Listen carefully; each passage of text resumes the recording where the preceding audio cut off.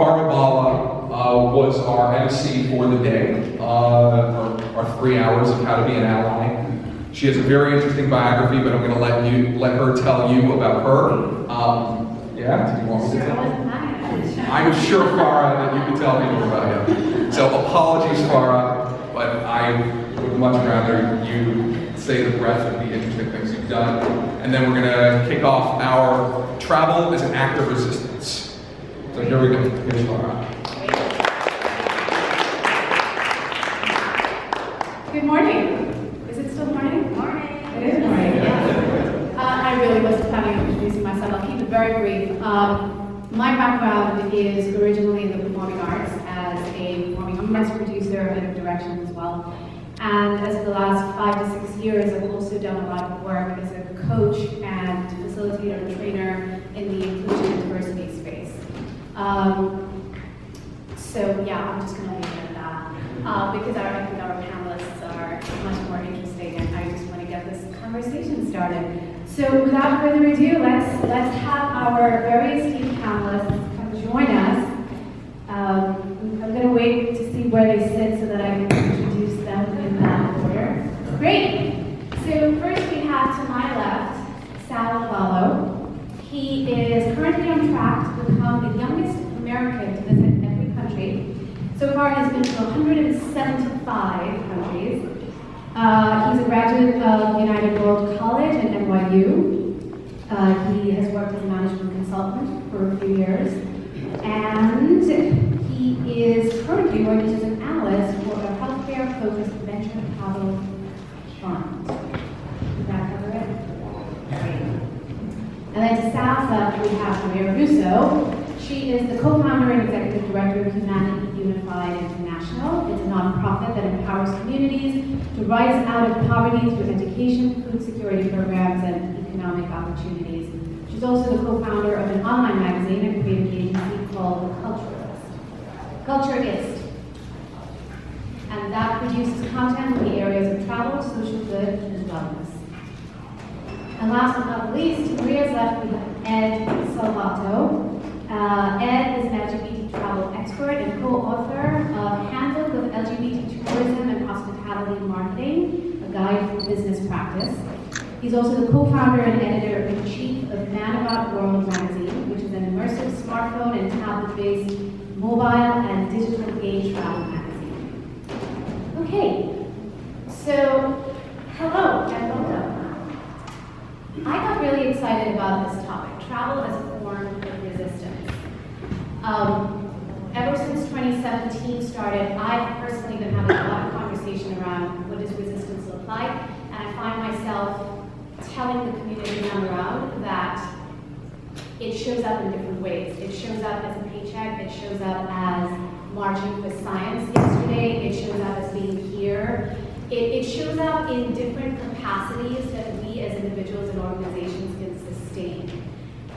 Because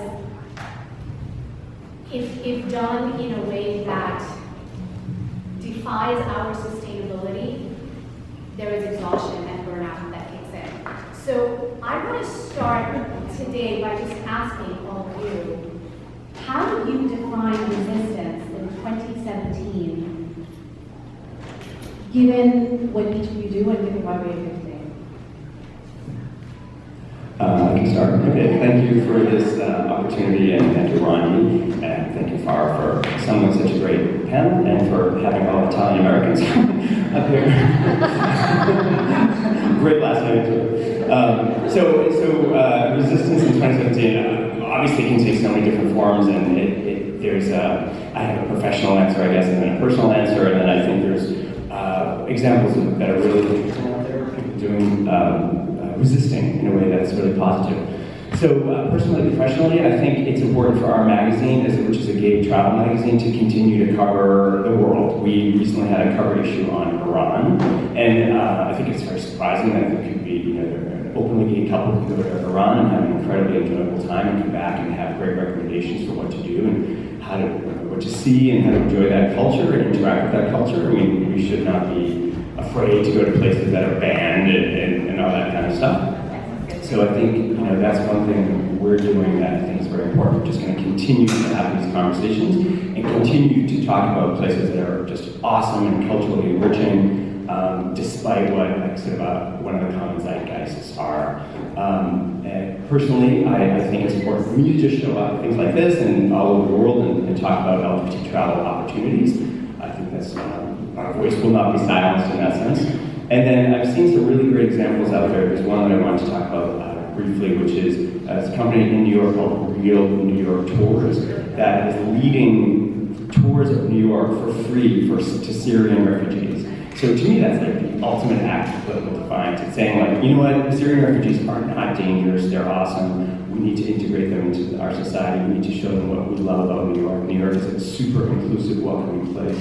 And we need to reflect that in our values, and I think that's really awesome, just a terrific example of political resistance in this age, seen through travel and tourism.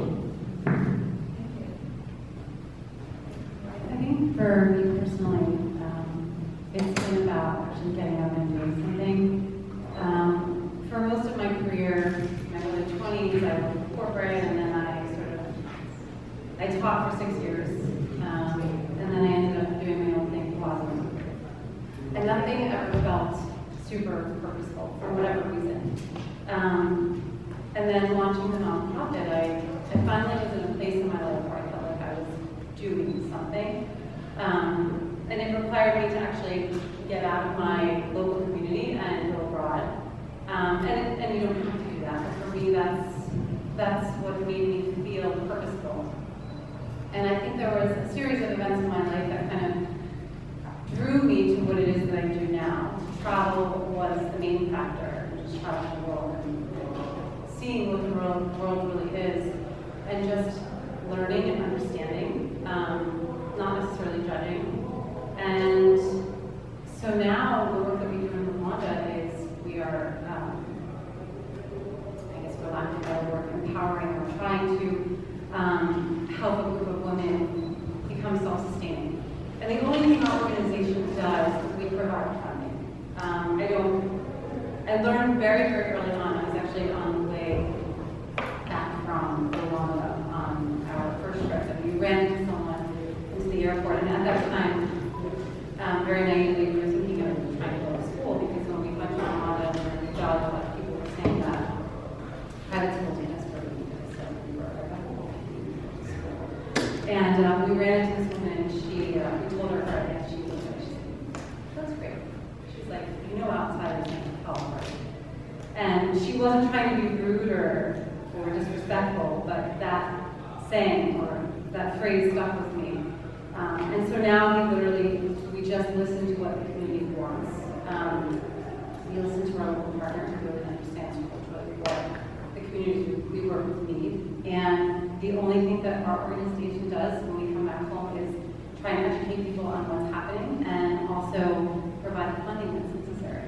And to me, that was sort of, I guess, my act of resistance. I was no longer just sitting behind a computer, writing about things that I wanted to change or whatever. But for me, it was actually physically doing something. And now I have personal connections and relationships with women that I work with. And that has been the most important thing that has ever happened to my life. Thank you. So I have this silly travel record, which is obviously like a fun incentive to go and see the world. The real purpose behind me wanting to understand the world better is I studied economic development and identity, and I see travel as a way to understand the economical and developmental systems that are around the world and the ways different people connect. And so I see the travel as a form of resistance in terms of a paradigm shift. We're told to think specific things about specific places. We're told that we're supposed to interact with other people, that we're supposed to think about other people in these certain ways. And when you travel, you shift the way that you view the world, that you view specific places, that you react to things. And I studied identity in school, so I studied race, gender, class, and I always say that I never understood gender until I went to a place like India that has intense gender issues. I never understood race until I was in the Arabian Gulf, which has intense issues that they're dealing with race. I never understood class until I moved to Tanzania. And I think that there's a purpose behind going out, seeing the world, and not taking for granted what we're told, what we learn, and what we think might be true. You know, they say you don't know what you don't know, and I think that travel is the best way to actually learn. Thank you. What sticks out for me is that all three of you are talking about connecting in different ways. Something that I found myself saying a lot in the last few months is, as much as resistance can show up in different ways, it's about doing more than we already have. And what does that doing more look like? It could be one action a day, it could be an innovation over a few months, but it's something more. Because, okay, we're activated this year, we're galvanized, we're catalyzing ourselves. What does that look like? And I think I have a name for this psychologist, but there is a great theory around how human beings love having something to do, something very tangible. So I want to keep that in mind, and I want to ask you all.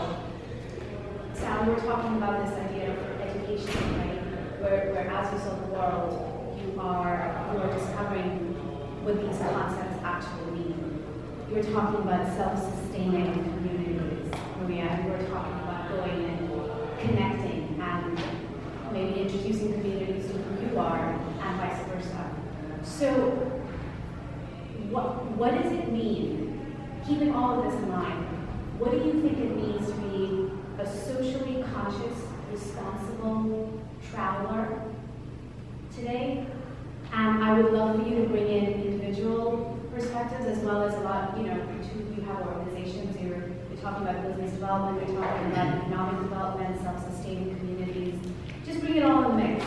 And to be clear, this conversation is not meant to provide, very perfect solutions. But let's just see what there is. Let's see where we're at. And we're going to have a Q&A later on as well, so we'd love to bring your perspective into this as well. I have no preferences to who goes first. I think the thing that I've learned is everything is about discussion and communication. And in terms of travel becoming this sustainable thing where we're not competing on the communities that we visit, I think it has to be, when we travel, we have to really be aware of what we're impacting. And it doesn't have to be in a self-righteous way where, everything is analyzed, but we have to go in with good intentions. And we really, specifically with communities that have incredible lack, we need to be aware of what we're taking. And I think for me, the process has been listening a whole lot. And if you're a traveler and you're visiting, I think it's just trying to find places where you can truly support the local economy. Because the issue is, when you leave cities, these rural areas have very, very small economies. And most people are living in poverty, depending on the country, but I would say, if you're a very adventurous traveler, you're most likely to live in areas that are very rural.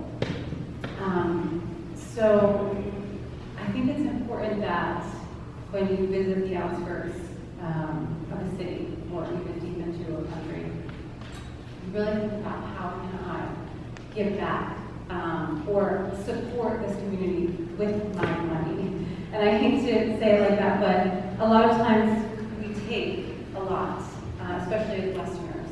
And the good that, I was guilty. I went to Guatemala many years ago and I helped build a home. And I thought that was really great. But the bottom line is I took jobs from a local that could have built that home. I didn't think about that then. I was just thinking, this is so great, And afterward, the family wrote us this beautiful letter and you're feeling so good about yourself and you had the best intentions. But the bottom line is someone else could have done that and could have gotten paid for it. So again, it's just really trying to be mindful about, when you visit, if you do have a little extra change, using your money to stimulate the local economies. Because the one thing I do know is that there are people that are in far, far worse situations than you and I could ever dream or imagine. So trying to use your money to stimulate the local economy is a great way to start. And then you will just reap the benefits of being there and engaging and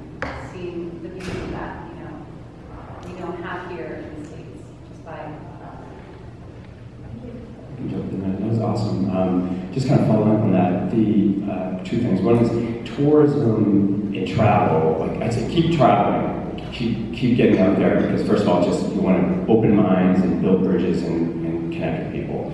But tourism specifically actually creates jobs, and it creates jobs that, and it stimulates an economy that's very beneficial locally and rapidly, it grows rapidly. So if you're traveling someplace and you have a little bit of extra money, be mindful about leaving a gratuity, for instance, for the person who cleans your room or collects your plates after breakfast, because that money goes right back into their local economy. Like you have to think about how can you contribute. I mean, as a tourist, as a traveler, just being mindful of how you can contribute. Not every one of us wants to volunteer to pick up trash on the beach or paint a house, and maybe that's inappropriate or appropriate, whatever.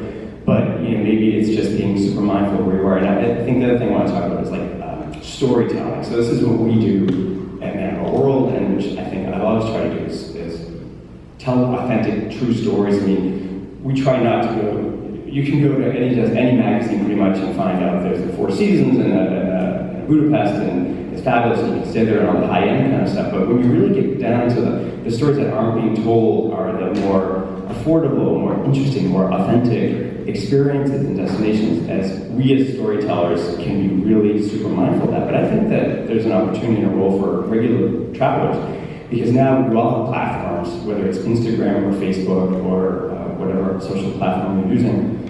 Try to be really mindful of what you're experiencing and what you're recording and what you're talking about. And I think you talked to us a little bit earlier, try to stay clear of cliches and stereotypes. This is not fun or helpful, and you might be encouraging sort of bad behavior. I mean, there's the horrible, horrendous, but true stories of these people who are doing all these kooky selfies off the edge of the Grand Canyon's major highest point and stumbling into the Grand Canyon.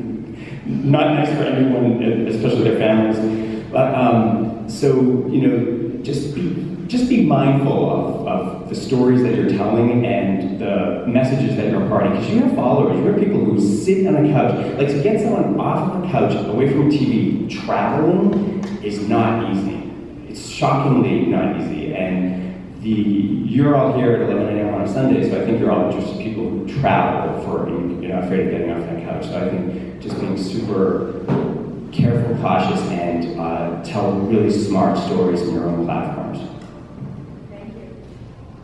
I'm going to push back a little bit respectfully on what we're saying. I think that travel in almost every way is neo-colonial. And what I mean by that is that it's promoting current hierarchies that exist. And so by coming, you have to be very aware of going as an American, as a white American, and giving money, and knowing that you're playing into a system that for hundreds of years has been the way that locals are seeing you. That if you're leaving the extra chip, you're giving an ideology that is, has been negative and has created the us versus them that we currently have in the world. So the way that I would think about being travel as resistance and travel as a paradigm shift is to be the one to share those true stories, to be the one to show that it's not just like that development or like the increase in quality of life is not just an increase in economic indicators. It's a lot about the connection. It's giving somebody $5 for them to go get a lunch might not be as important as sitting down with them and discussing and sharing your story. You said listening. I think that's the most important part. Listening to what other people are saying, but also sharing with yourself. They want to hear your own stories. That's what will stick with them. They aren't meeting people from America every day as much as we're meeting foreigners. And so to really leave that, to show them that we can connect across these lines of wealth, across these lines of nationality. And I think we call it culturally inclusive development, which is looking at personal connections, looking at development as not just increasing economics, but how can you make people happier? How can you make their lives better? And so I think it's hard and there's no real answer on how to do it, but to be aware of that, to know that you're playing into systems regardless of how aware you are that, even if you're the nicest volunteer or the best of intentions, it's still playing into paradigms that have existed for hundreds of years and for the vast majority of the world's population have not been possible. Yeah, absolutely. I 100% agree. I think we have to be mindful of everything. But at a certain point, the paralysis can set in. It's like, I don't know what to do. You know what I'm saying? And you can only do what you can do. And I think that don't overthink, I think, to a certain extent. And but I think people here are, I'm sure, are all the exceptions, but I think the vast majority of people traveling, a lot of them are just going to resorts because they're taking a well-needed vacation. They just want to like unplug, drink by the pool, go on a cruise. That's what it is, right? But I think for the socially conscious type of person who really wants to go out there, you can really think yourself into that, like, gosh, I just, damned if I do, damned if I don't know what to do here. But talk to experts and people who are on the ground. I mean, in the LGBT market, we always say, guys like to go out and have cocktails and go to bars, but how can you help that community? And oftentimes it really is just going to the LGBT center in the local community, leaving a donation, a donation, and then finding out how else you might be able to help them or connect them with fundraisers. They're usually looking for fundraising, I think, in the United States. I think that's something that people can do that is at least not direct. It's not like a handout, and it's not, but it's through more of an organization. So if you can find a reputable organization, that may be a better venue for participating locally without fear of, offending, I guess, as well. So this is getting nice and complicated. Part of my love. So here's something that's percolating for me. You talked about the neo-colonial presence that, as a white man, you can't shake off. That's who you are, and you are representing all of America when you travel wherever you do. And as someone who grew up in India, and it's fascinating that I think you were the one who talked about the role of the woman as being, very, very subservient, which is very true. And yet, there is this mindset that the West is best, right? Wanting to do everything like America does. And I grew up with that, and I had to shed it when I moved here, and really embrace who I was culturally. So I want to stay in this cultural realm. I want to stay in this place of messiness where you talk about when you built a home and you felt good about yourself, but then you realize, well, what exactly is it that I'm doing? Am I really helping? What does this help really look like? I've been in touch with a refugee camp director who is working with Syrian refugees. I want to bring that up because we talked about that earlier. And this is my personal interest of wanting to go serve later on in the year. And for me, I went in with my performing arts background. There's art creates community and skill set and this, that, and the other. And so we're having this conversation, and I started getting curious about her journey. And I was like, what have been your biggest challenges?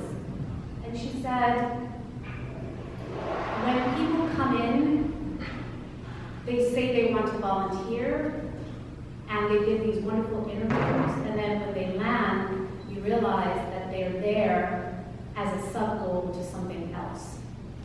Whether it is to finish a thesis, to film a documentary, to put it on the resume, to do something else. And this is complex. It actually gave me pause. It's like, okay, what am I trying to do here? Why am I even on Skype at this point right now? Right? It really made me check my intentions. So, is there a balance between this urge to help, checking our privilege, and truly connecting? I mean, in her words, I asked her, I was like, can I quote you on this? And she said, sure. She said, all these people need is a pair of eyes to look at them and say, I see you. You are not forgotten. There are people in this world that care. So this is messy, right? Because as humanity, we come from the best intentions, but what are all these layers of unconscious, whatever you want to call it? What is the balance here? I'll talk about a couple of the layers. Okay. So, volunteering is not altruistic. I don't think that altruism exists, right? So to think that you're going purely out of the kindness of your heart, I think is false. When I used to run an NGO and I would bring volunteers to my locations, I would tell them in our first meeting that you are the one who's going to benefit the most from this. Don't pretend in your mind that by you going over there, you're going to cure the world and become Mother Teresa. You're the one who's going to have your experience in your life catalyzed. And that can't be through these sub-goals. You might go and write your thesis, and maybe that will have ramifications that are incredibly positive. I often say that the biggest impact of me starting my NGO was inspiring other young people to start NGOs. And we did small things, and I think they were positive things, and we were trying to be very aware of when it was positive or when it was not. But there will always be the balance, and I think, they talk a lot about better good in development, and saying it's good to build a house, but it's better to have a local person have a job to build a house.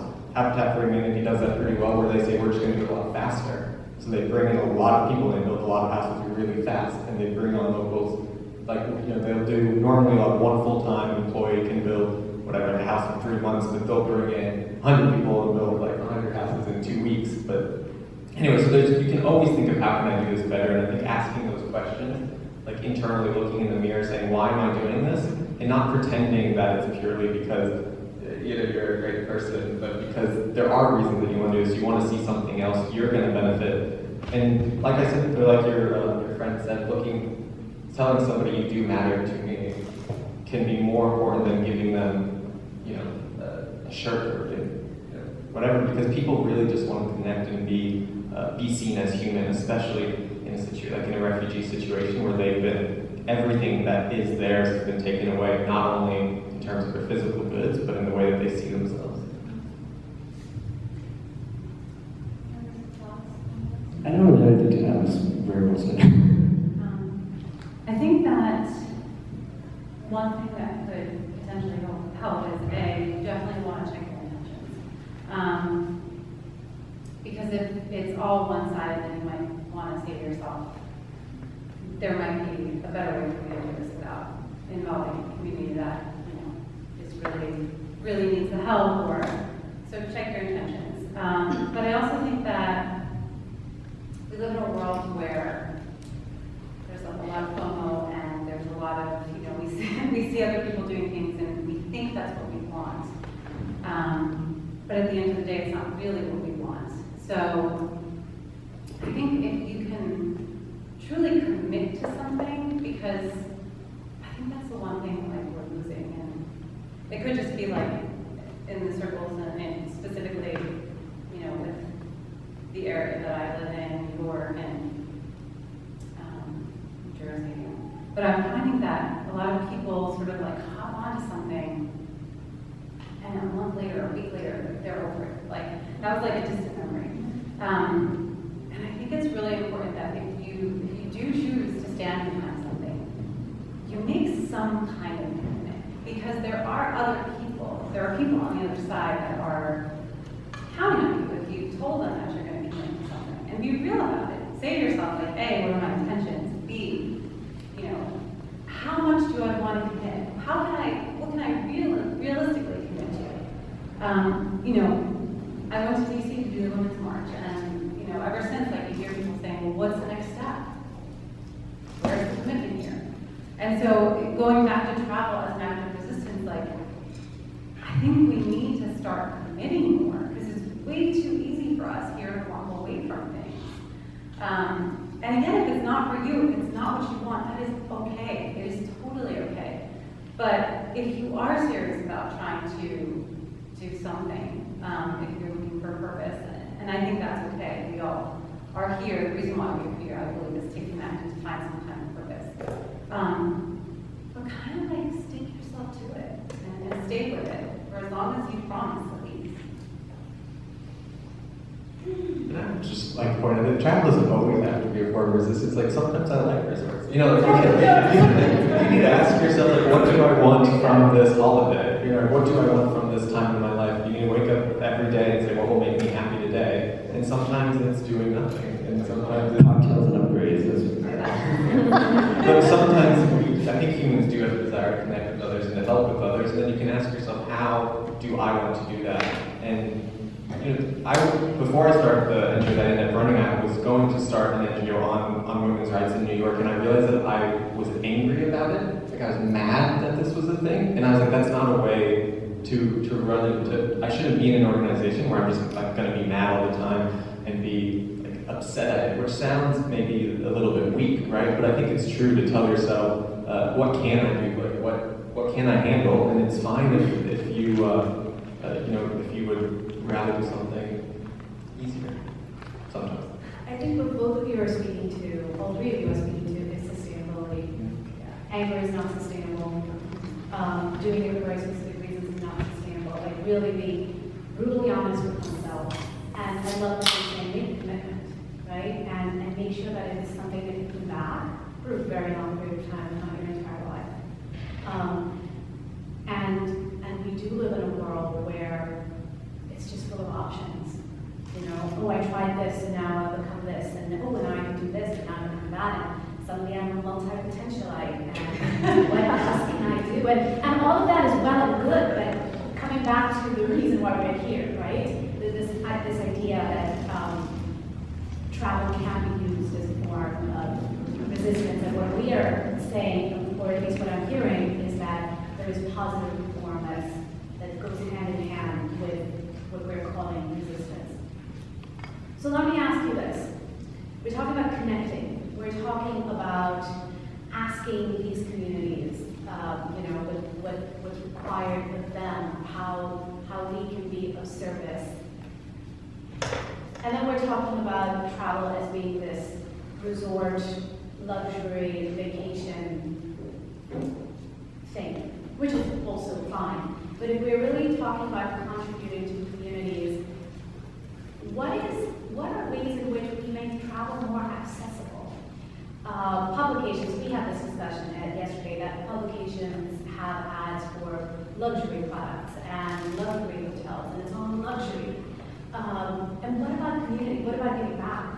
I spoke with a friend of mine who just went to Cuba, and you can't apply for a tourist visa. There are 12 points of engagement that you have to commit to, and one of them is community engagement, right? So, what is that? What does that look like? How can we do more of that? If we were to, I want to use the same word, commitment, and doing more, and sustainability. What does that look like? Engaging communities, and our communities as well. We were supposed to have another panelist, Olivia Minnick, who works a lot with underrepresented youth, and I really wanted to have her voice in this conversation around how do we activate the youth, right? Because we're saying that the youth is engaged and galvanized, and they are our future, etc. But if for them, travel is this big piece that cannot be overcome because it involves tons of money and access and privilege that the community doesn't have, what are we doing about that? And what can we do more of to build our own bridges before we're even attempting to go overseas and start connecting elsewhere? I'll jump in with a few comments. It's such an interesting, big topic, I think. And just as a little background, that we were talking about the publishing, travel, the intersection, I guess, with publishing, media and travel, and who do you open up a magazine, almost anyone, and you'll see super high-end luxury resorts advertising, very high-end jewelry, and all sorts of high-end, very expensive things. So this, I think it becomes aspirational, but also very, like a giant wall, because really, in reality, 95% of people who pick up the magazine probably can't even afford most of those experiences, and maybe once every few years or something like that. So I think one of the first steps I would think about, and thinking this through, is to be mindful and aware of what you're consuming as a potential tourist or traveler, and consume in terms of the media, especially the travel media. Be aware of what you're seeing. I mean, if you're only looking at travel and leisure economy as traveler, you're going to see this kind of rarefied world that very few of us could possibly afford. But if you think about all the other outlets, Maria still works for Culturalist, and there's lots and lots of really interesting ones out there. So I think you have to kind of be mindful about what you're consuming, and then how you're executing on your trip. And then sustainability, I think, comes from mindfulness, because when you start unpeeling the layers of travel, it's like, oh, fabulous, I want to do this like ecotourism walking tour in Australia. All walking, and it's organic wine, and all these things, and this like local solar power plant, all this kind of stuff. Awesome. Except that when you take a jet, you're just burning through so much carbon to get to this place that or a cruise. Most cruises are still very unfriendly, and you have to really think about. I mean, the argument then might be, oh, just stay home. Well, no, that's not where what I'm saying at all. I think you really want to get out there, open these minds and build bridges.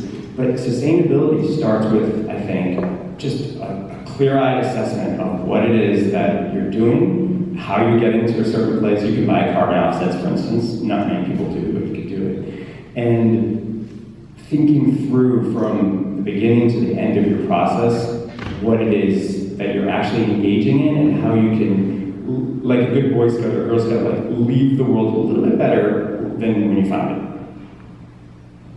I actually know someone in the audience that works with you. Can I get on the spot for you? Exactly.